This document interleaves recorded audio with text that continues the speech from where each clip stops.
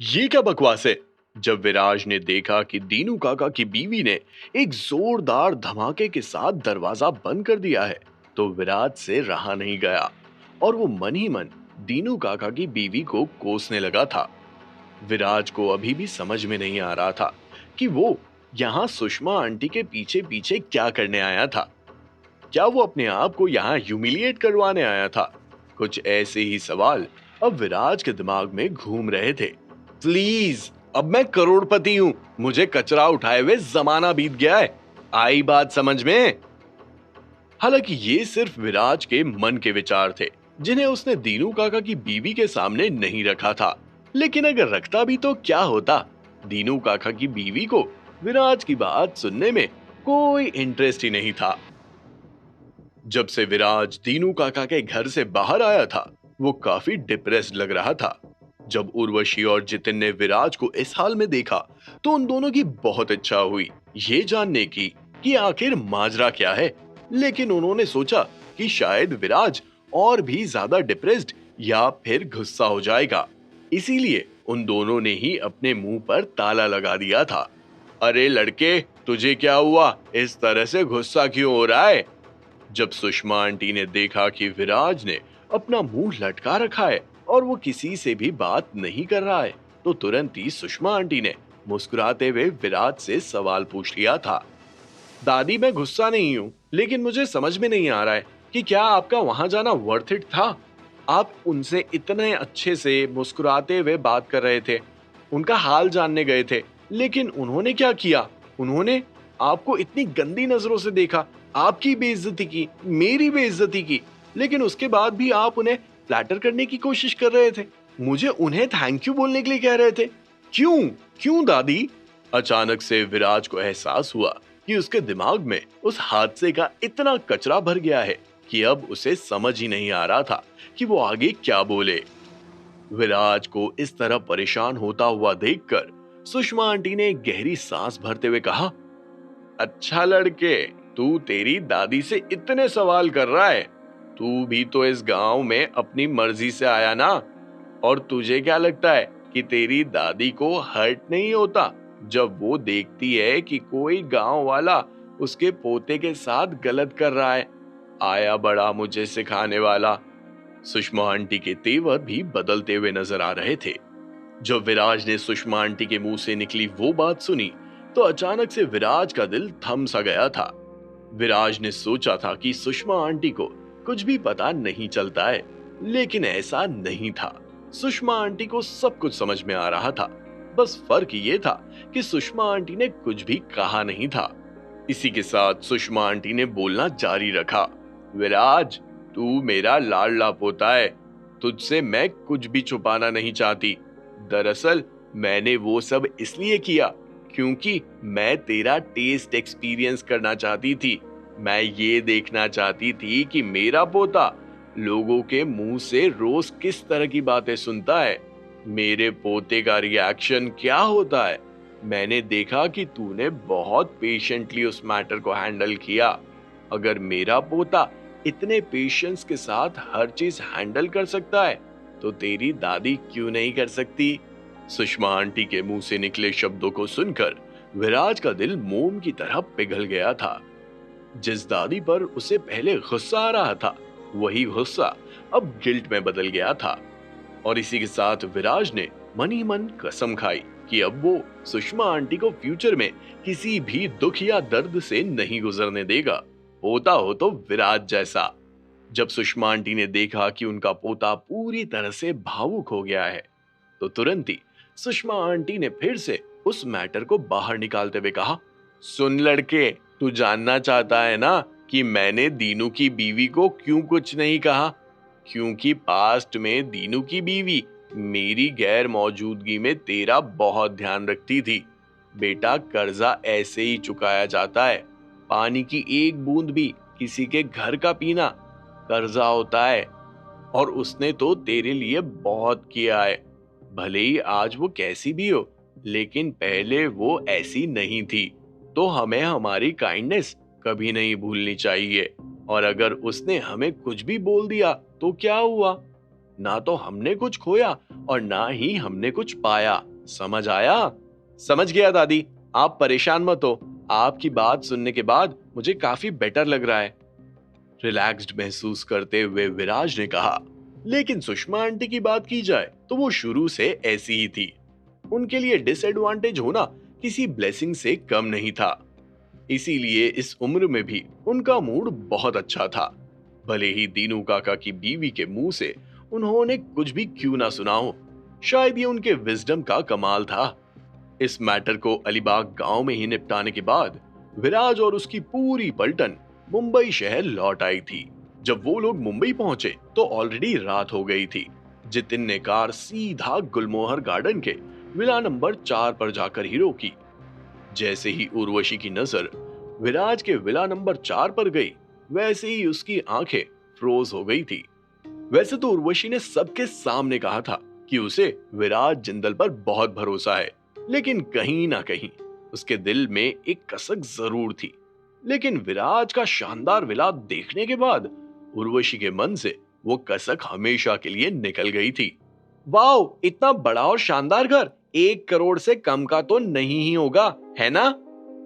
जैसे ही उर्वशी के मुंह से ये शब्द बाहर आए, वैसे ही जितिन के मुंह से एक जोरदार हंसी का गुब्बारा बाहर निकल आया था और तुरंत ही उसने अपना मुंह खोलते हुए कहा, जिस चीज के बारे में तुम्हें कुछ पता ना हो, तो उस चीज के बारे में अपनी बकवास बात करने की क्या जरूरत है? इस विला का टॉयलेट भी 1 करोड़ से ज्यादा का है, समझी? जितिन के मुंह से निकले शब्दों को सुनकर तुरंत ही उर्वशी ने पीछे मुड़कर विराज की ओर देखा, जैसे मानो वो विराज से कंफर्मेशन मांग रही हो। जब विराज ने अपना सर हिलाया तो उर्वशी के होश ही उड़ गए थे।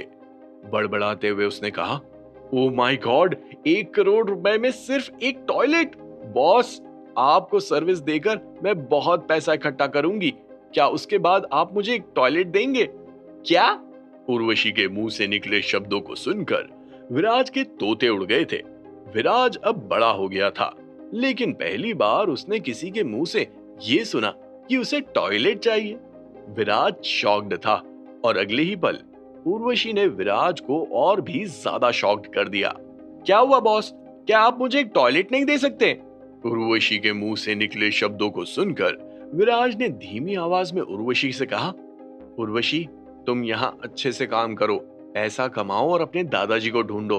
तुम परेशान मत हो। अगर मुझे तुम्हारा काम अच्छा लगा तो मैं तुम्हें पूरा घर दे दूंगा। रियली मास्टर, क्या आप वाकई में इतने अच्छे हैं? एक पल के लिए तो उर्वशी को यकीन नहीं हुआ कि विराज ने क्या कहा है। लेकिन जब उर्वशी को विराज की बात समझ में आई तो उसकी खुशी का ठिकाना नहीं था। तुरंत ही उर्वशी के कदम विराज की तरफ बढ़े और उसने विराज को गले लगाने की कोशिश की।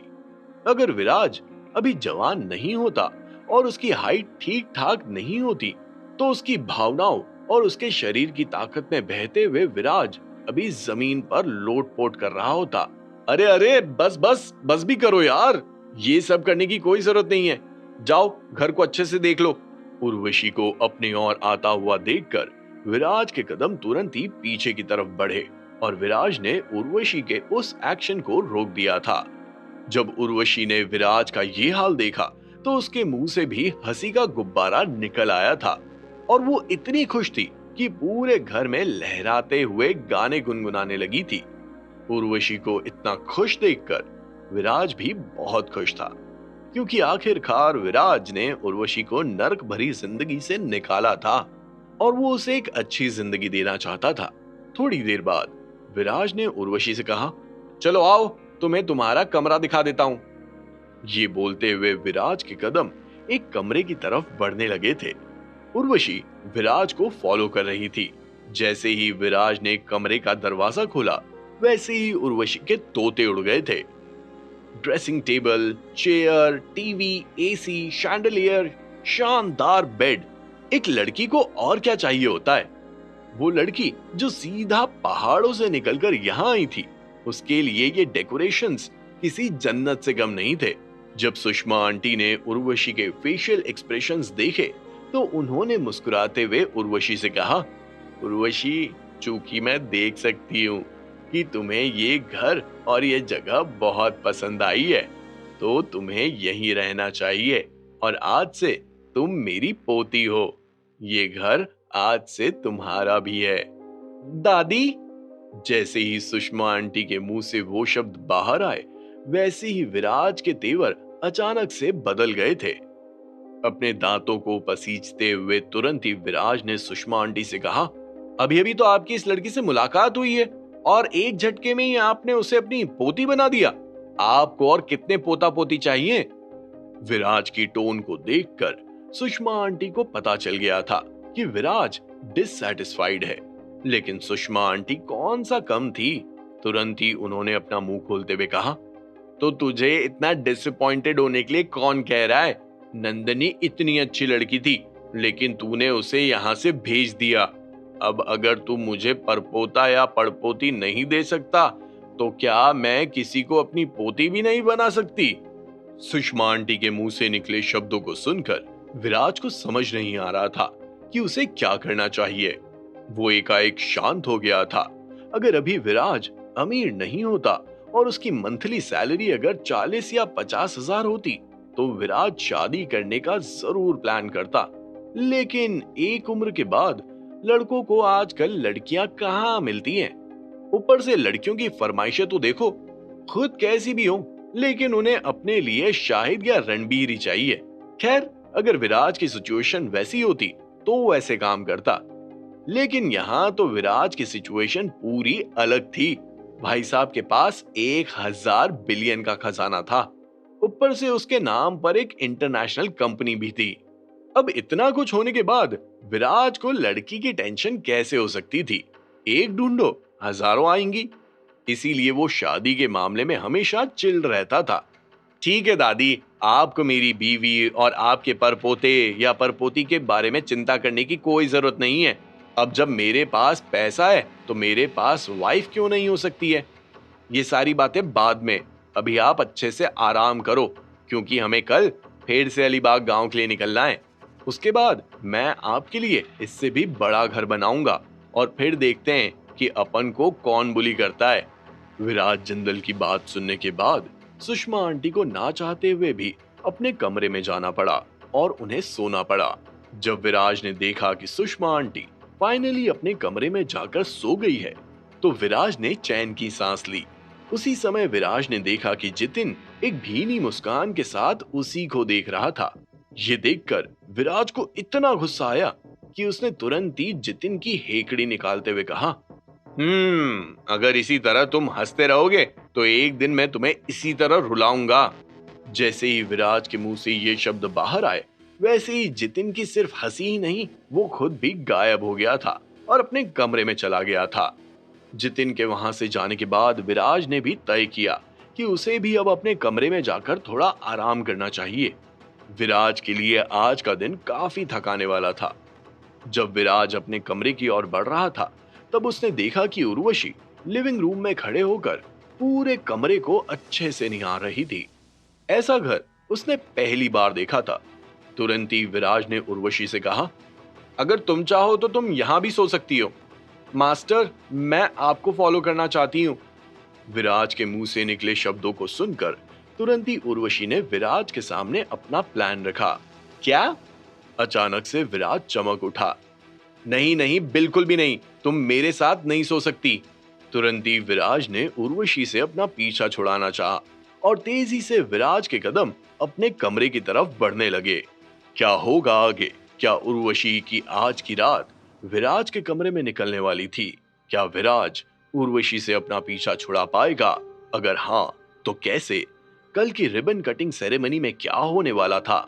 क्या सब कुछ आसानी से हो जाएगा या फिर कल का दिन भी पूरी तरह से एक्शन से भरा होगा? क्या विराज रिबन कट करेगा या फिर मौके का दस्तूर कुछ अलग होगा? जानने के लिए सुनिए cash on my mind, only on pocket FM.